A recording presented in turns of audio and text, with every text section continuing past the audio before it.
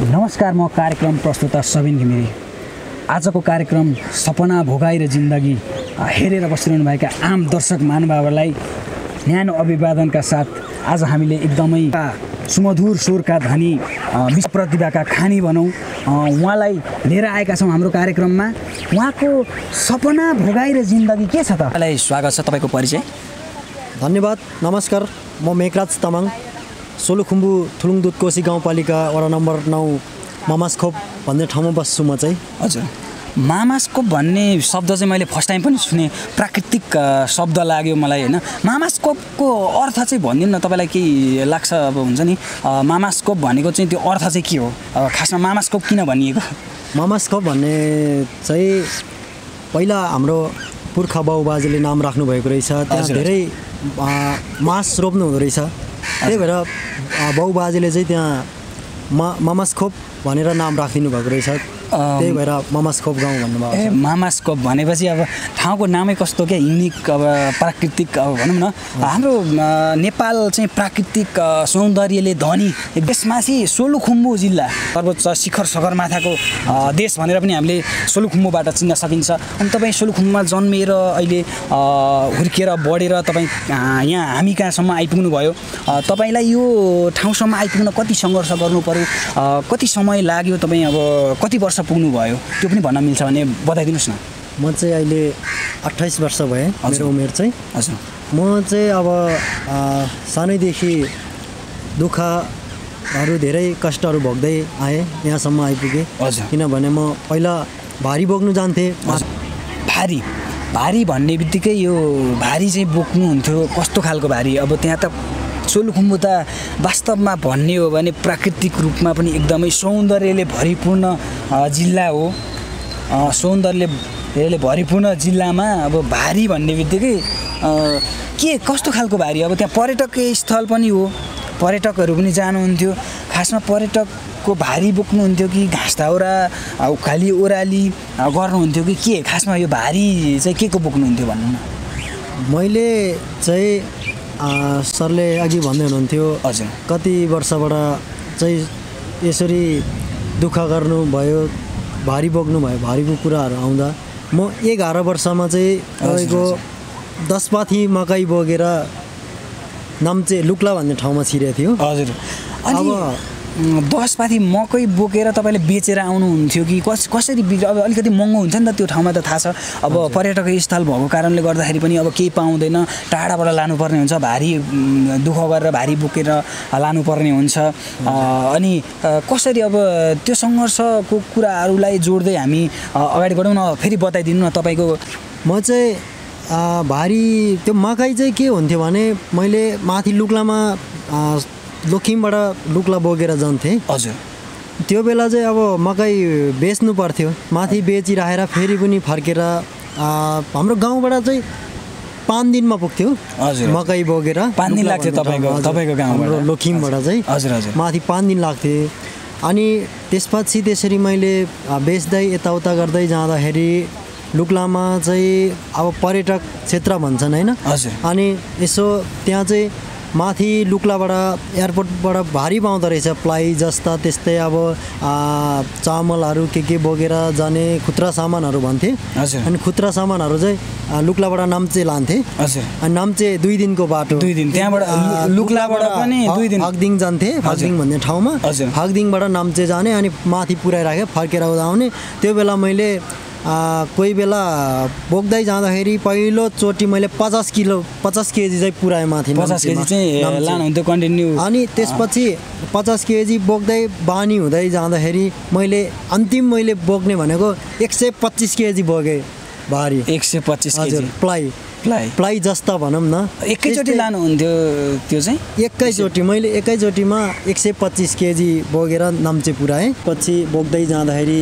मैले भारी मात्रै बोकेर हुँदैन अब भन्नेतिर लागेछ। हजुर हजुर। अनि त्यसपछि म बस्दै गर्दा भारी बोक्दै गर्दा अब चाहिँ म यसो हल्का अब काठमाडौँतिर छिरेँ म पहिलोचोटि। त्यसपछि काठमाडौँ छिर्दै गर्दाखेरि मलाई यताउता हरेक काठमाडौँ छिरेर चाहिँ तपाईँ अहिले काठमाडौँमा चाहिँ बसाइ पनि अब एकदमै महँगी छ काठमाडौँ होइन महँगीलाई थाँती राख्दै अब कसरी सङ्घर्ष गर्दै हुनुहुन्छ अहिले केमा काम गर्दै हुनुहुन्छ तपाईँ काठमाडौँ त छिर्नुभयो होइन काठमाडौँ छिरिसकेका सङ्घर्षहरू पनि थोरै 2 शब्द भनिदिनु न काठमाडौँमा म छिरेँ काठमाडौँ छिरेपछि म यताउता साथीभाइसँग बस्दै गर्दा पनि यसो के देखेँ मैले भने यो गीत सङ्गीतहरूमा यसो म पनि यो काम गर्छु म पनि यस्तो गीत गाउँछु भन्नेतिर लागेको थियो सर त्यसपछि हजुरको सपना चाहिँ गीत गाउनेतिर पनि छ गीत गाउने सपना पनि छ मेरो म अलिअलि गाउँछु पनि कहिलेकाहीँ हजुरको यत्रो भारी बोक्ने 125 केजीसम्मको भारी बोक्ने यात्रा तय गर्दै काठमाडौँसम्म आएर तपाईँ काठमाडौँसम्म आएर अब यो नेपालमा मात्रै तपाईँले सङ्घर्ष गर्नुभएको छ कि वैदेशिक यात्रा कुनै अब त्यस्तो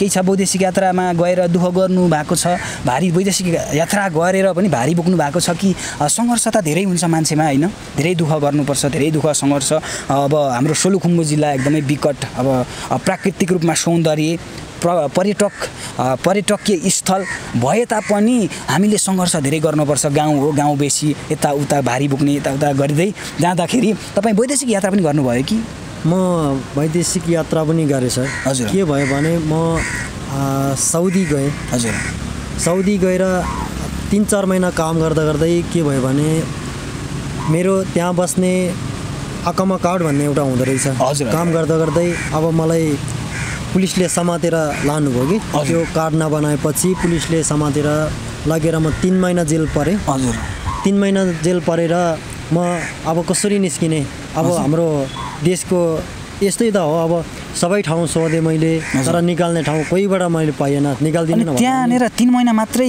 बस्नुपर्ने थियो कि कस्तो जेलमा चाहिँ अब 3 महिना मात्रै तोकेको थियो कि के थियो तपाईँलाई कसरी आउनु मैले चाहिँ यस्तो गरेँ सर अब बस्नु त त्यो कार्ड नबनाएसम्म साउले कार्ड बनाएर नदिएसम्म त बस्नु पर्यो हजुर अनि त्यहाँबाट बनाउनु पनि आएन र बनाए पनि दिएन त्यसपछि आफैले त्यतै अब उनीहरूको देशमा रहेछ एउटा दलाली पुलिस हुँदो रहेछ उनीहरूबाट चाहिँ अब मैले 1,70,000 जति तिरेर मैले नक्कली कागज बनाएर नेपाल निस्केको हो सर अनि 1 वर्षमा म 3 महिना जेल पारेँ 3-4 महिना त्यतिकै अब यताउता प्रोसेस चाल्दा नै सकिएन मैले होइन हजुरको यो दुःख र सङ्घर्षलाई थाती राख्दै हजुर सङ्गीतिक क्षेत्रमा एकदमै स्वरको धनी हुनुहुन्छ मैले पनि सुनेको छु हजुरको सुमधुर आवाज अब वैदेशिक रोजगारमा पनि जाँदा पनि सुख पाइन भन्ने हिसाबले एउटा मिठो गीत जाओस् न त यस्तै अब हुन्छ नि तपाईँलाई मनपर्ने गीत एउटा गाइदिनुहोस् न म कहिलेकाहीँ यसो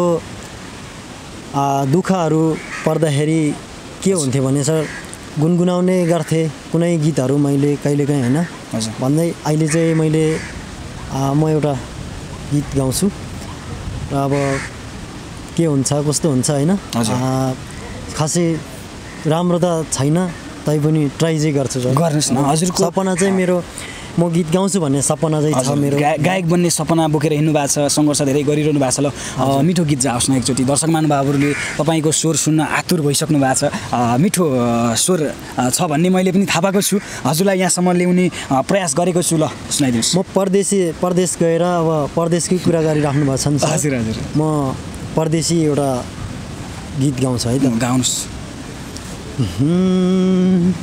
रितो आत्मा बोकेर लाने मन काथियो र छोडेर जाने मन रुधाई रुधाई तिम्रो सहर छोड्ने बेला भयो हिजो दिउँसो सँगै थियो आज बाटो लागे आमा रात्रि बसले अब घुम्ती मर्ने बेला भयो हिजो दिउँसो सँगै थियो आज बाटो लागे सानो रात्रि बसले अब घुम्ती मर्ने बेला भयो निकै नै मिठो मलाई पनि अलिकति मनमा छोयो किनभने मेरो आमा बुवा पनि गाउँतिरै हुनुहुन्छ निकै नै दयाजनक खालको गीत गाइदिनु भयो धेरै धेरै धन्यवाद अनि हजुरको सङ्घर्ष त त्यहाँ वैदेशिक यात्रासम्म रह्यो अनि अहिले चाहिँ खासमा के गर्दै हुनुहुन्छ कसरी यो काठमाडौँ महँगी ठाउँमा बसेर काम गर्दै हुनुहुन्छ बस्दै हुनुहुन्छ बताइदिनुहोस् म चाहिँ सर अहिले चाहिँ ट्रेकिङ गर्छु अनि यतै काठमाडौँतिर बस्छु ट्रेकिङ गर्छु अनि कहिले हल्का पढ्छु पनि होइन हजुर के पढ्नुहुन्छ कुन प्लस म पहिला पढ्नु पाइएन मैले हजुर म चाहिँ पढ्नु पाएन मैले एउटा कुरा मैले सम्झेँ यो कुरा गर्दै गर्दाखेरि हजुर पहिला म पढ्नु पाएन भन्दा चाहिँ म 10-11 वर्षको हुने बेला चाहिँ मेरो जेठी दिदी हुनुहुन्थ्यो हजुर जेठी दिदी चाहिँ 22 वर्षको उमेरमा चाहिँ उहाँ हराउनु भयो हजुर दिदी हराएर अहिले 35-36 वर्ष भयो अझै पनि अत्तो पत्तो कहीँ छैन एफएमतिर त्यो बेला एफएमको जमाना थिए त्यो बेला मैले एफएमतिर पनि धेरै दिएँ र मान्छे दिनकै खटाएँ मैले र हामीले पापा मम्मी हामीले खोज्यौँ पनि होइन अझैसम्म भेट्नु भएको छ अझैसम्म भेटेको छैन म ठ्याक्क अहिले याद आयो सर पहिला अब उसको चाहिँ अलिकति बाजे नमर्नेसम्म ठिकै थियो बाजे मरेपछि उसलाई अलिकति जङ्गलीले भेटेको रहेछ हजुर हजुर अब हामी झाँक्रीको कुरा पनि आयो यहाँनिर होइन त्यो पनि कुनै कुनै कुरामा विश्वास पनि गर्नुपर्छ हामी त्यो कुरालाई पनि विश्वास नगरिकन अगाडि बढ्यो भने त्यस्तो हुन्छ अझैसम्म तपाईँको दिदीलाई भेट्नु भएको छैन म भगवान्लाई पनि म प्रार्थना गर्नेछु तपाईँको दिदी अब दिनुहोस् भन्न चाहन्छु म भगवान्लाई अनि दिदीको नाम चाहिँ परिचय चाहिँ दिनु न के थियो नाम मेरो दिदीको नाम चाहिँ सम्पुरी तामाङ थियो हजुर अनि ऊ चाहिँ के भयो भने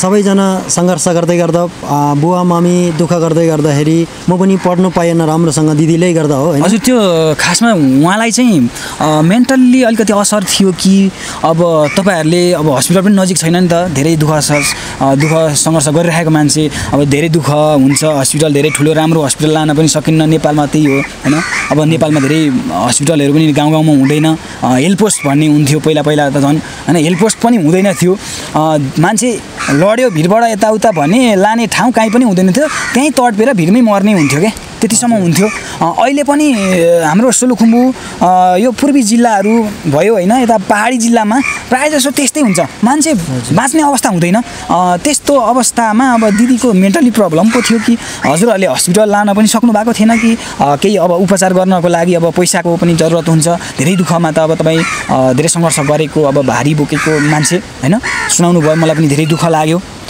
तपाईँको दिदीलाई चाहिँ मेन्टली प्रब्लम थियो कि के थियो प्रब्लम चाहिँ सर यस्तो थियो त्यही जङ्गली बिग्रेको थियो पहिला बाजे खाल हुँदा त बाजेले सधैँ चिन्ता गर्ने यताउता हरेक चराहरू मन्साउने गर्नुहुन्थ्यो हजुर अनि त्यो मन्साउँदै गर्दा पछि चाहिँ बाजे मर्नुभयो होइन बाजे मरेर गइसकेपछि चाहिँ के भयो भने निको हुन्छ कि भनेर हामीले यो लुक्ला नाम्चे भन्दा माथि खुन्दे भन्ने ठाउँ छ त्यहाँ चाहिँ राम्रो हस्पिटल छ रे भनेर त्यहाँ बुवा र मम्मीले लागेर जानुभयो त्यहाँ लागेर अब 15-22 दिन जति राखेँ त्यहाँ राखेपछि फेरि फर्काएर ल्याउने बेला त्यही तल यो हाम्रो त्यो के भन्छन् यो रानेम भन्ने ठाउँतिरबाट चाहिँ अब वन झाँक्रीले लागिदिनु भयो कि अनि त्यहाँबाट 22 दिनमा बल्ल बुवा र मम्मी रुँदै आउनुभयो बुवा र मम्मी रुँदै आयो घरमा आइपुग्यो त्यसपछि आएर फेरि अर्को ठाउँ खोज्नु गयो मान्छे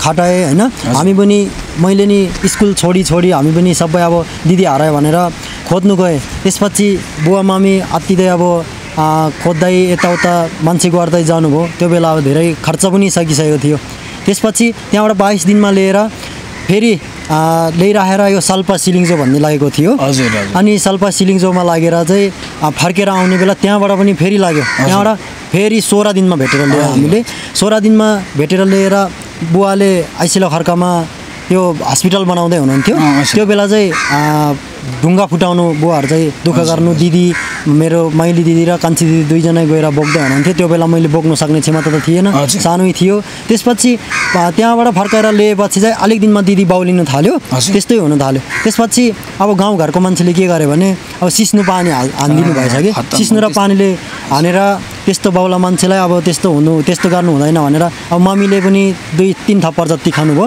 वाइसेलको जमाना थियो त्यो बेला। त्यो बेला अब अहिले भए त त्यो पनि गर्नु सक्थ्यो होला, हामी पनि सानो थिए होइन, हामीले के गर्नु सकिएन। अब त्यस्तो बेलामा चाहिँ अब हस्पिटल लग्या भए अबदेखि धेरै राम्रो हुन्थ्यो होला होइन। अब दिदी कता हराउनु भएको छ खासमा, कतिपय त्यो ल्याइसकेपछि त्यो सिस्नुहरू गाउँले लगाइदिएपछि हिँड्नु हराउनु भएको कि कतिखेर? बाउला भन्नुभयो, बाउला भनेर अब यो त बाउलेको हो, यो यस्तो खालको मान्छे हो भनेर चाहिँ सिस्नु पानी हानिदिनु भएछ।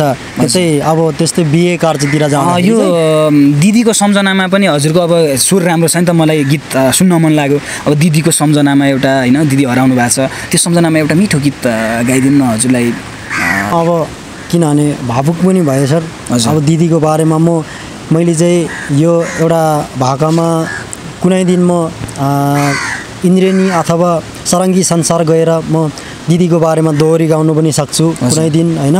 र अब के गर्नु, दिदीले छोडेर जानुभयो, कहाँ छ के छ मलाई अझसम्म पत्तो छैन। बुवा मम्मी रुँदै हुनुहुन्छ अझै पनि सम्झेर होइन। अब एउटा छोराछोरी भनेको बुवा आमाको मुटुको ढुकढुकी भन्छन् होइन। अनि अझै पनि कहाँ छन् भनेर त्यही कारणले बुवा मम्मी रुँदै बसिरहनु भएको छ। त्यही भएर म चाहिँ दिदीको बारेमा एउटा गीत चाहिँ देउरालीमा ध्वजा भन्ने एउटा गीत गुनगुनाउँछु। घर छोडेको अघिल्लो रात सम्झे आँसु झर्दै दिदी, पस्केको भात सम्झे देउरालीमा ध्वजा, भनेकै हो नि दिदी घर छोडेर नजा। अघिल्लो रात सम्झे आँसु झर्दै दिदी, पस्केको भात सम्झे देउरालीमा ध्वजा, भनेकै हो नि दिदी घर छोडेर नजा, भनेकै हो नि दिदी घर छोडेर नजा। पक्कै पनि उहाँको दिदीलाई चाँडै नै भेट होस्। अहिलेको समयमा पनि उहाँको दिदी कता हुनुहुन्छ? दर्शक महानुभावहरू नमस्कार गरे फेरि पनि तपाईँहरूले पनि उहाँको दिदीलाई अघि नै नाम बताइसक्नु भएको छ, फेरि भनिदिनुहोस् त नाम। साम्पुरी तामाङ। साम्पुरी तामाङ हुनुहुन्छ उहाँको दिदी।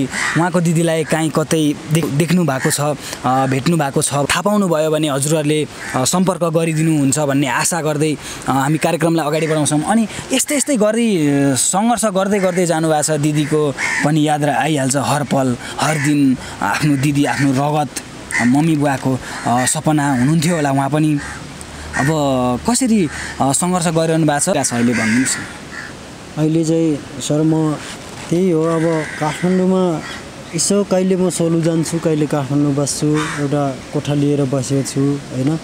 अनि ट्रेकिङ गर्ने यताउता त्यस्तै भएर बसेको छु सर अहिले चाहिँ। अनि अब जिन्दगीको बारेमा त के भन्नु र सर। अब अहिले चाहिँ अनि तपाईँलाई यो ट्रेकिङ फिल्डमा लाग्दाखेरि चाहिँ कस्तो लागिरहेछ? काम गर्न अझै मजा लागिरहेछ कि के छ? 2 शब्द भनिदिनुहोस्। हामी अन्तिम चरणमा पनि छौँ होइन। तपाईँको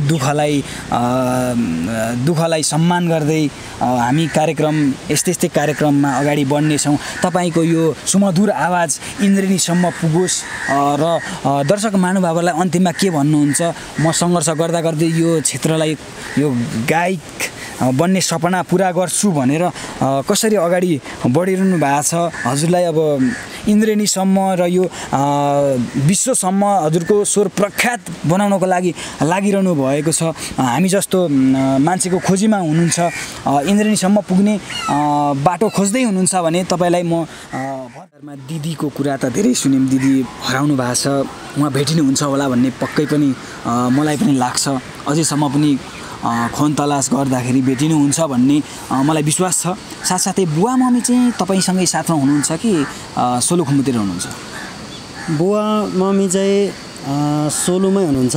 हजुर। सोलुमा कान्छा भाइ छ।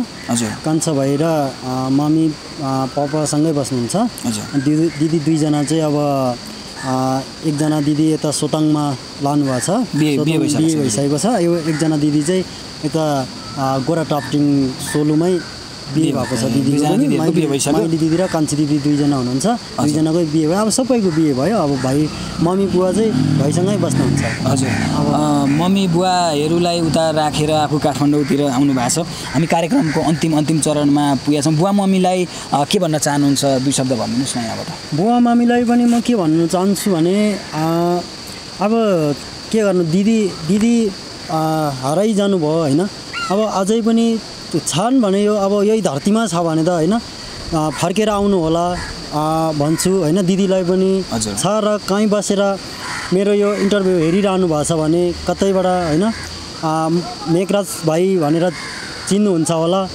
अनि दिदीको नाम चाहिँ सम्पुरी तामाङ हो आउनुहुन्छ र कतै हुनुहुन्छ भने जोडिनु होला नम्बर सायद राखौँला होइन यसमा हामी नम्बर पनि राख्ने कोसिस गर्नेछौँ र उहाँको दिदीलाई चाँडै नै भेट होस् तपाईँहरूले पनि कतै अघि पनि मैले भनेको थिएँ तपाईँहरूले कतै देख्नुहुन्छ भेट्नु भएको छ साम्पुरी तामाङ भनेर नाम सुन्नुभएको छ भने हामीलाई सम्पर्क गरिदिनु होला प्लिज उहाँको दिदी भेटियोस् निकै नै दुःखका कुरा पनि गऱ्यौँ दुःखका गीतहरू पनि हजुरले गुनगुनाउनु भयो अब रमाइलोतर्फ जाउँ न रमाइलो गीतहरू कुनै छ भने गाइदिनुहोस् न हुन्छ म झ्यालमा पर्दछ भन्ने गाइदिन्छु गाउँमा एउटा फुलेको फुल छ रे देख्न मात्रै पाए मन भुल छ रे झ्यालमा पर्दा छ नहेर त्यसरी माया सर्दा छ फुलेको फुल छ रे देख्न मात्रै पाए मन भुल छ रे झ्यालमा पर्दा छ नहेर त्यसरी माया सर्दा छ नहेर त्यसरी माया सर्दा छ निकै नै मिठो गीत निकै नै चर्चित गीत गाउनु भएको छ रमाइलो लाग्यो अब जाँदै अन्तिममा हाम्रो यासजिएन नेपाल हेरेर बसिरहनु भएका आम दर्शक महानुभावहरूलाई के भन्न चाहनुहुन्छ र